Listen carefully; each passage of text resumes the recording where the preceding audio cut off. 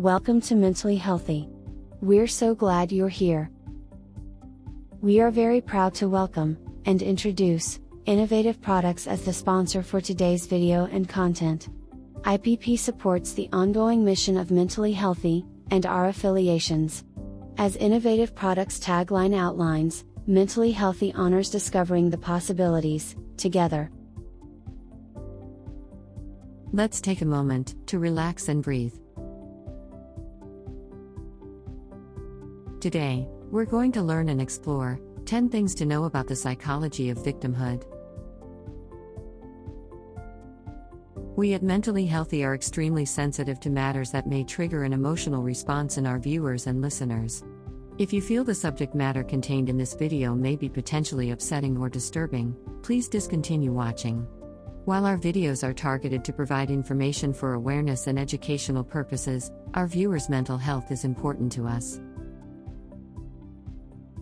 With that in mind, let's continue. Victimhood is defined as the state of being a victim. If someone was robbed in a parking lot walking to their car, they were the victim of a crime. But what if they were verbally abused by their guardian at a young age? This would make them the victim of emotional abuse. There are many actions, both physical and psychological, that can cause victimhood. Victimhood, while it is created by the actions of others, can have a psychological effect on people. For many people, this state of mind is developed as a response to what happened to them. It is a form of coping, but it can have many different psychological and behavioral outcomes. Let's learn more. Here are 10 things to know about the psychology of victimhood. If you're ready, let's get started. Number 1. Victimhood can be a difficult thing to live with. Unfortunately, we cannot control someone else's behaviors. This can lead to someone treating us wrong in a multitude of ways, making us victims. Whether this is physical or mental, it can affect us all on a psychological level. When someone becomes a victim after someone else's poor actions, they may suffer and deal with victim mentality. This mentality is simply someone's response to being a victim. They are protecting themselves and finding a way to cope with their trauma or abuse. When someone faces multiple circumstances that make them a victim, it can be very difficult to break free from the victim mentality. Number 2. There are psychological symptoms of victimhood. Being a victim of something terrible can have many psychological effects on an individual. It can be difficult to see outside of the pain and the hurt and to feel strong and brave again. It can also be difficult to feel confident in the world and see a life outside of your victimhood.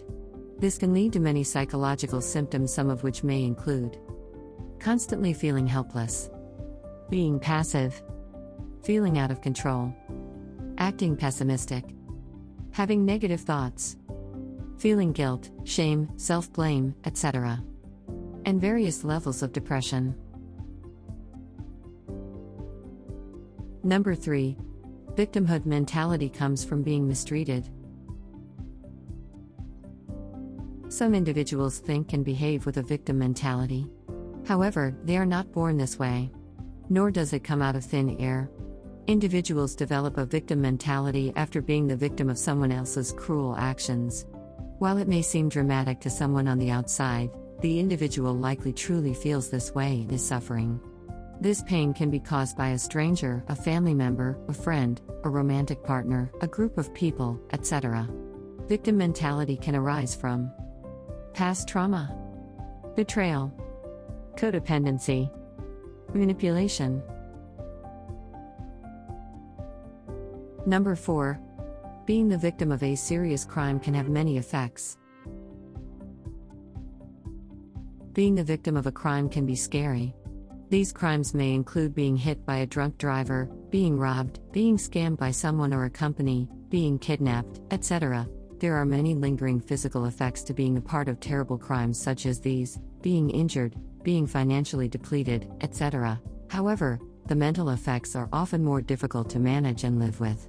Experts believe that the emotional impact of being a victim of a crime can include a scale of emotions over a period of time. While the order may change depending on the person, experts believe that the emotional impact tends to look like this: shock, denial, disbelief, anger, fear, frustration, confusion, guilt, self-blame, shame, grief, and sorrow. Number 5. Victim mentality can be a personality trait. Victimhood can cause victim mentality. This is a damaging personality trait in which people consider themselves to be a victim due to the actions of others. Oftentimes, this mentality is inaccurate due to the evidence surrounding the situation. Experts may refer to this as playing the victim. This allows someone to take blame off of themselves. It allows them to continually live as if they are not in control of their life. This exaggerated response to the actions of others can be harmful for their own mental health as well as the people around them. Number 6. There may be signs that someone has a victim mentality. As we mentioned earlier, a victim mentality, sometimes referred to as victim syndrome, is a personality trait. But what are the signs that someone has a victim mentality? How do they react to others? How do they process the actions of others? Signs that someone has a victim mentality may include consistently blaming others or outside situations for why they feel so miserable. Often blaming, attacking, and accusing the people they love. Having the mindset that the world is out to get them. Being extremely cynical and pessimistic. Believing that others are intentionally trying to hurt them. Overly sharing their traumatic stories with others. Often putting themselves down. Often feeling alone and powerless. Not trying to better themselves or look deeper into situations. And finally, finding something wrong with any situation. Number 7. Victim syndrome can be treated. Luckily for those with a victim mentality personality, it is not uncontrollable. Victim mentality can be treated. Experts believe that to treat victim mentality, the individual victimizing themselves must first understand what they are doing. They must truly understand why they believe everyone is out to get them. As with most psychological treatments, there are varying levels of severity. An individual with victim mentality may seek help from a therapist, counselor, or other trained professional. They may also choose to help themselves on their own. Regardless of the method, there are steps that must be taken to treat victim mentality. These may include having self-compassion, ask themselves why they're feeling this way, being kind to others, taking control of their decisions and actions, redefining bad situations in their brain, forgiving others, leaving their comfort zones, self-help books, podcasts, seminars, etc., and also practice having gratitude for their life.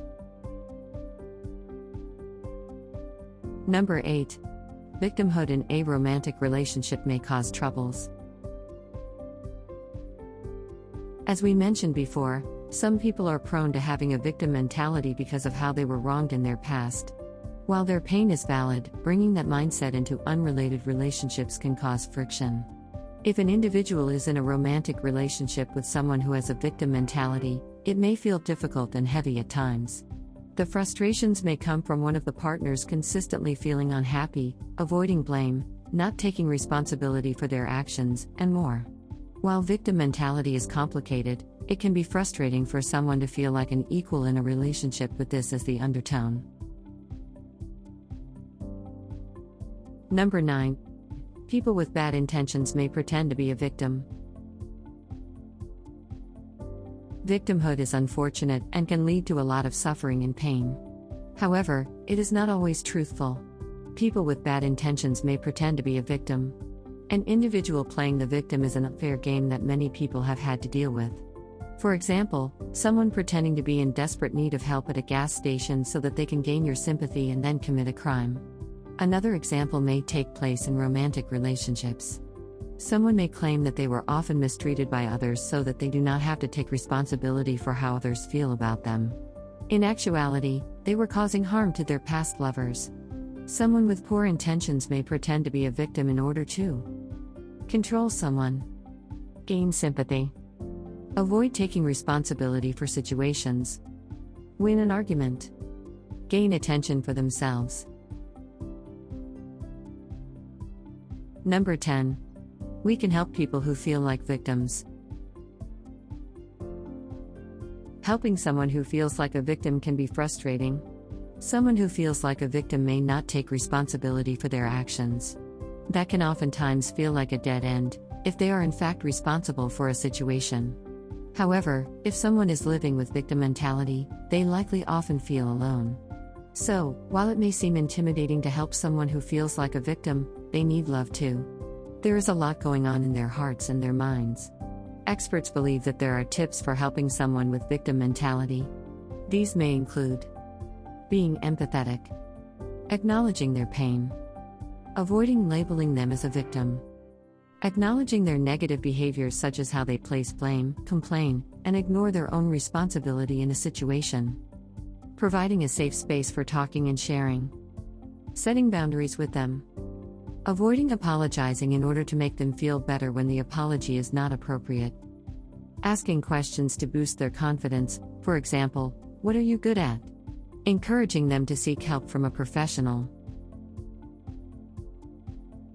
This concludes our video on the 10 things to know about the psychology of victimhood. Please share with us your challenges in coping with victimhood. Working through any type of trauma can be scary, painful, and potentially re-traumatizing, so this healing work is best undertaken with the help of an experienced trauma specialist. Finding the right therapist may take some time. It's very important that the therapist you choose has experience treating trauma. But the quality of the relationship with your therapist is equally important. Choose a trauma specialist you feel comfortable with. If you don't feel safe, respected, or understood, find another therapist.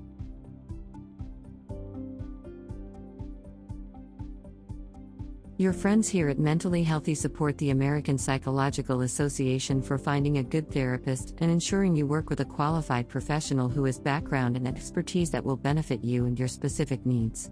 We are not affiliated with that organization and receive no special compensation for recommending them. We just recognize the importance of finding qualified professionals to help us when help is needed. Another great resource is also available for those that can take advantage of it. For all our viewers that reside in the United States, a hotline is available to act as an immediate response lifeline center for all suicide and crisis events. Just call or text the number 988, local rates may apply, to immediately be placed in touch with someone you can talk to. If you are a U.S. veteran or military service member, you may text the U.S. Veterans Crisis Line directly at 838-255. Both of these resources will also be placed in the description area of this video. Use these trusted resources as needed. Well, that's all for today. Thanks so much for joining us at Mentally Healthy. If you've enjoyed our video, please like it, and consider subscribing to our channel, as we have lots of great new content in store for you. Subscribing, liking, and clicking the notification bell keeps you connected to us, and truly helps our channel grow. Here's a few other great videos from our channel you can visit right now. Until next time, stay mentally healthy.